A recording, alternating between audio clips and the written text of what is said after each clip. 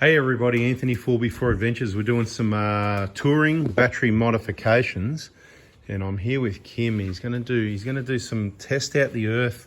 I like to do things different, and you know what? I think he knows that. So instead of doing things properly, every now and then we do things different to test things out. So he came up with this idea. He said, because I've got the Roller Titan tray here on the ridge mount system, and he said, do you reckon it's, how do you reckon, you reckon it's earthed or? And I said, well, it's got big stainless steel bolts I put in.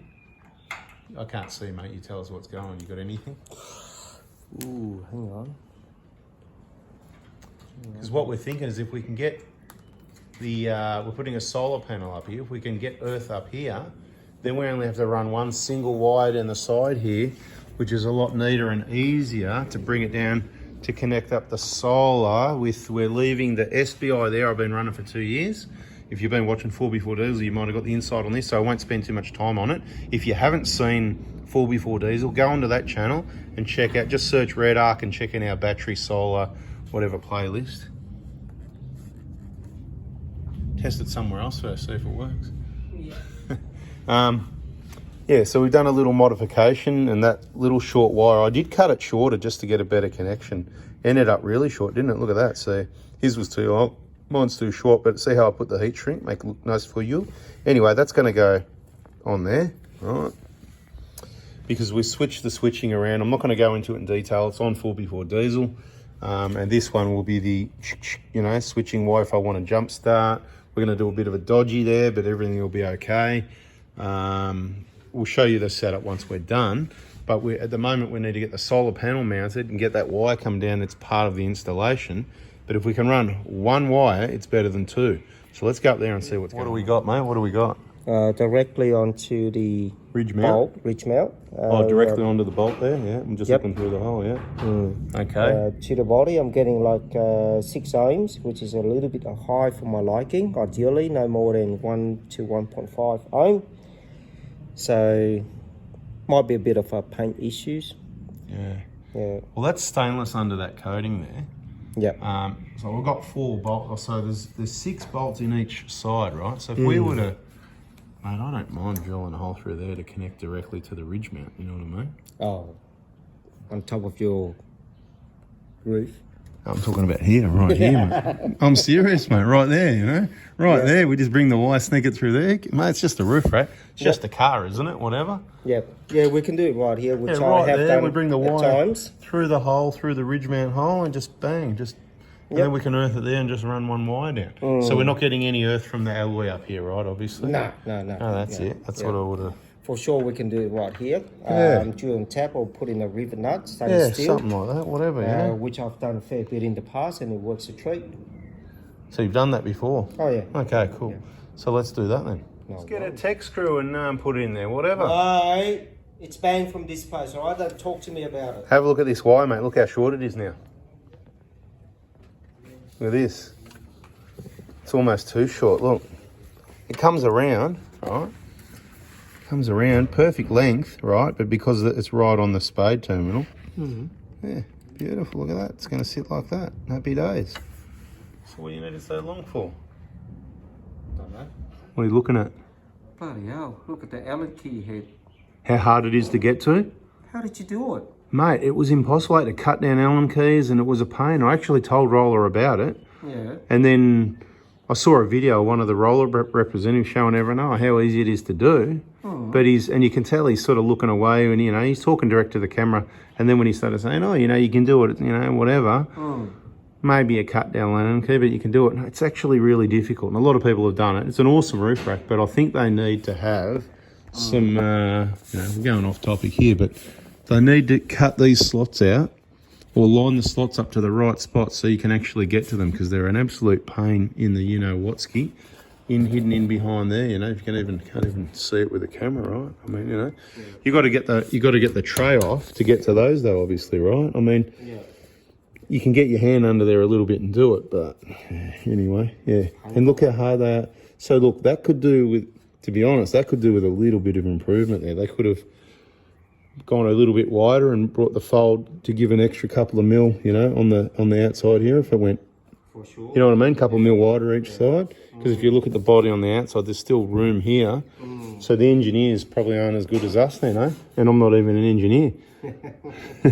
But look, it's good. It just can do with improvement. It's like any product, you know, Mark 1, Mark 2, Mark 3. Yep. I don't know if they're going to improve it or not. But... Is this a Mark?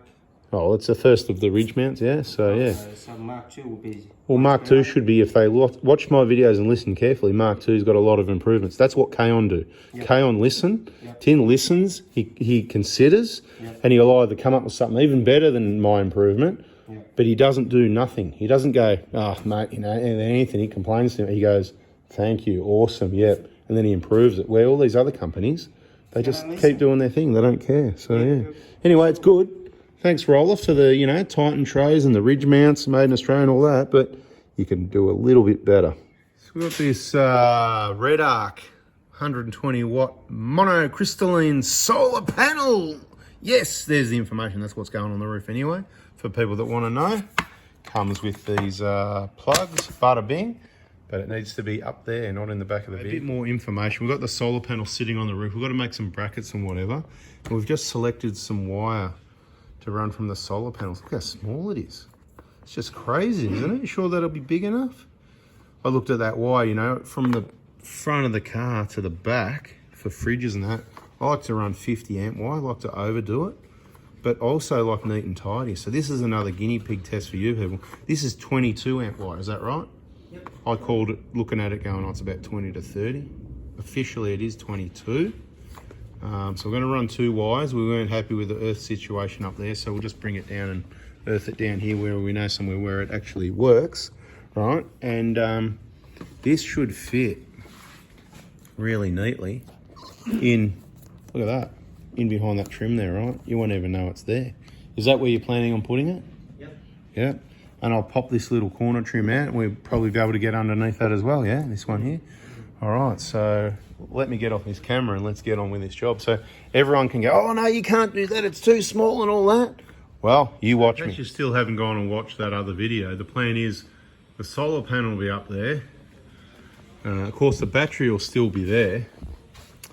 The wire will run down the side of the windscreen here like usual. I'm about to pop, that's what I was going to do, pop that trim out. Along under here, and the charger's on the Kaon bracket, in case you don't know about Kaon, kaon.com.au. So we'll have the DC-DC charger. We'll be able to jump start with this in case that battery goes flat or fails, like if it collapses or something. Happy days. Where's the problem? Should be all fully automated charging. Hopefully this will do. I'll give you some good feedback, this DC-DC charger, if it gets this battery charged up quicker or better, because what I want to see is one of the downsides to the alternator doing both batteries. I notice it does take longer because it's only at 13.8, 13.9, maybe 14 volts max is all I've seen. To get this battery up to charge will take longer driving. The DC-DC should cut that time down by a fair bit. You can see what the battery monitor there as well. That's from you know, AZ scanners. Bada bing. Bluetooth, just check your battery voltage. Oh yeah, so we use the original tie down thing, so we can still tie down over those as well. And what do you do to mount this bracket you've manufactured to there? I'm going to drill a hole and put a M8 rivet nut into it, and then we'll just put a nut with a spring washer through there. Well, one of my pet hate is just trying to deal with nut and bolt in this really difficult situation. The riv nut's a good idea. There you go, only on Full Before Adventures.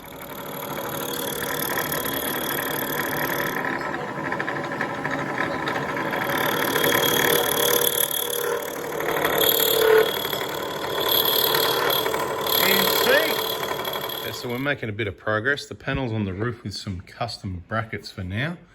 Not sure, this all might get painted black, the side of the panel and the brackets in the end, but whatever. And of course, once I put the awning on, I'm going to have to cut a little slot out. This is going to have to come off to put the awning on. Once it's back on, it'll probably just stay on, but it's off at the moment. We contemplated a few options, but that's this side. Over on the inboard side, and of course you still get to use these to tie things down, so you can fit a swag here in between the two is the idea. single swag, so if it's a one person deal, not blocking the solar panel while you're driving. If you've got a lot of gear, then you're going to block it obviously, but once you get the gear off and set up cam, you're automatically charging without having to set up another solar panel. But I've still got this Anderson plug which allows for another solar panel if we needed a lot of gigawatts for this battery that needs a lot of gigawatts to run 2 fridges. Like if you've got a really big freezer and you've got to keep your ice creams frozen, you're going to need a lot of gigawatts, and you know you might need another set of panels. So we'll just see how it goes with the 120 watt panel on the roof. You can see this is all mounted in position now. We've got everything connected the way we said we were going to connect it in the other video on 4x4 diesel. If you didn't see that, we're just getting this solar wires connected, and bada bing, bada boom. We'll see what happens. If you did go and have a look at the video on 4x4 diesel, you already saw it. You can see we reversed this. So now this switch, because I don't want a momentary switch, I might want to leave it connected. It's, you just earth it and then you connect it, right? Bada bing, bada boom, because this one's permanently connected and this is the one we're disconnecting. Yeah, happy days. Right, that's more like how it looks when it's done. Beautiful. So it's down there. We've done a bit of basic testing, functioning as it's designed to do so, connecting and disconnecting with no blue sensing wire connected.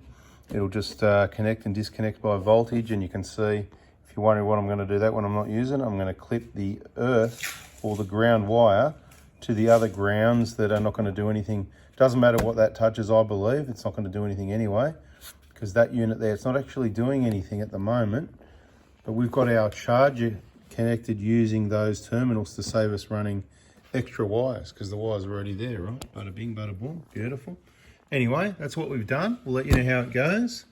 Hopefully it works better than that other projector one. Check the battery solar playlist. Battery solar, what was it called? Battery charger solar. Oh no, I got a playlist, batteries and charging and all that. Check it out if you want more info. Bada bing, bada boom. We'll let you know how it goes in the next video. See ya.